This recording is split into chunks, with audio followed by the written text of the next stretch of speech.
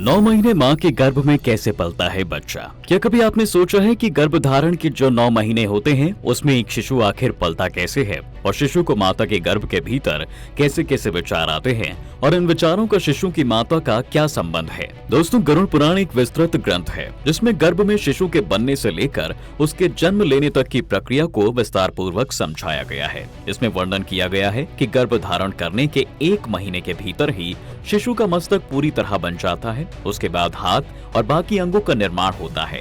ये प्रक्रिया दूसरे महीने में पूरी हो जाती है, अर्थात हमारे सोचने के लिए मस्तिष्क का विकास पहले ही शुरू हो जाता है और वहीं जो क्रियाशाली अंग हैं उनका विकास बाद में शुरू होता है। बात करें अगर तीसरे महीने की, तो इस समय में ये अंग आकार लेने लगते हैं। उदाहरण के लिए उंगलियों में इसी समय नाखून आने लगते हैं और त्वचा पर रोएं आने लगते हैं। इसी तरह हड्डी, नाक, कान और मुंह के साथ साथ लिंग भी बनने लगते हैं। ये सभी अंग तीसरे महीने में बन जाते हैं और चौथा महीना शुरू होते ही त्वचा, मांस, रक्त, मेद और मज्जा का निर्माण होता है।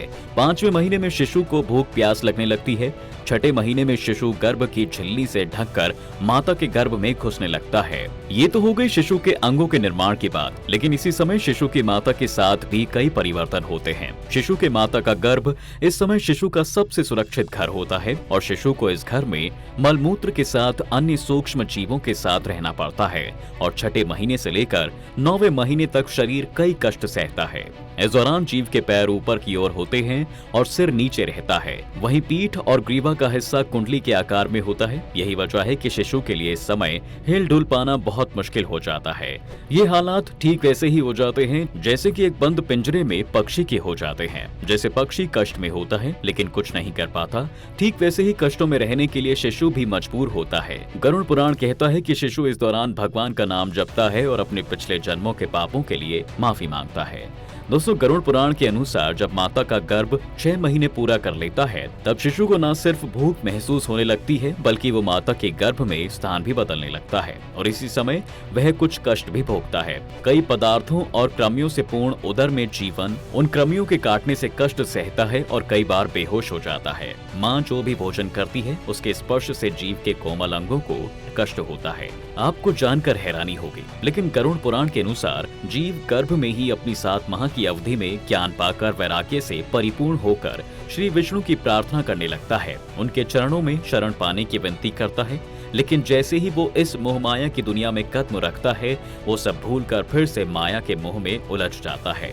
माता के गर्भ में पल रहा शिशु जैसे ही अपने 7वें महीने में आता है उसे ज्ञान की प्राप्ति हो जाती है। तभी ऐसा माना गया दोस्तों कि वह अपनी भावनाओं के बारे में सोचता है। उस समय शिशु यह सोचता है कि अभी तो मैं बेहद कष्टों में हूँ, लेकिन जैसे ही मैं इस गर्भ से बाहर आ जाऊंगा तो ईश्वर को भूल जाऊंगा। गरुड़ पुराण के अनुसार फिर माता के गर्भ में पल रहा शिशु भगवान से कहता है कि मैं इस गर्भ से अलग होने की इच्छा नहीं करता, क्योंकि बाहर जाने से पाप कर्म करने पड़ते हैं जिससे नरक की प्राप्ति होती है।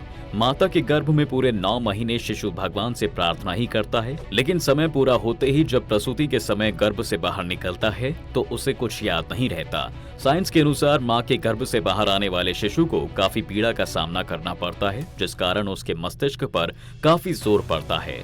शायद यही कारण है दोस्तों कि उसे कुछ भी याद नहीं रहता। मित्रों, बता दें कि गरुड़ पुराण के धर्मकांड के प्रेत कल्प अध्याय में पक्षीराज गरुड़ जब भगवान विष्णु से पूछते हैं कि हे प्रभु, जब कोई आत्मा दूसरा शरीर धारण करने से पहले अपनी माँ के गर्भ में होता है तो वह कैसा महसूस करता है, कृपया मुझे विस्तार से बताइए।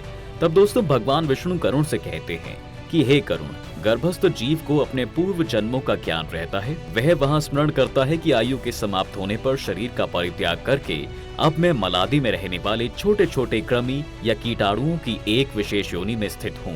पहले मैं सरक कर चलने वाले सर्पादी की योनि में पहुंचा, फिर मच्छर हो गया था, उसके बाद 4 पैरों वाला अभ्र या वृषभ नामक पशु बन गया था अथवा जंगली सुकर की योनि में प्रविष्ट था। इस प्रकार गर्भ में रहते हुए उस जीवात्मा को पूर्ण ज्ञान रहता है, किंतु उत्पन्न होते ही वह तत्काल उसे भूल जाता है। उसे याद आता है कि मैं दूसरे के चलने का विस्तार करता रहा, मैंने शरीर की रक्षा के लिए धर्म का परित्याग करके घूत, छल कपट और चोर वृत्ति का आश्रय लिया।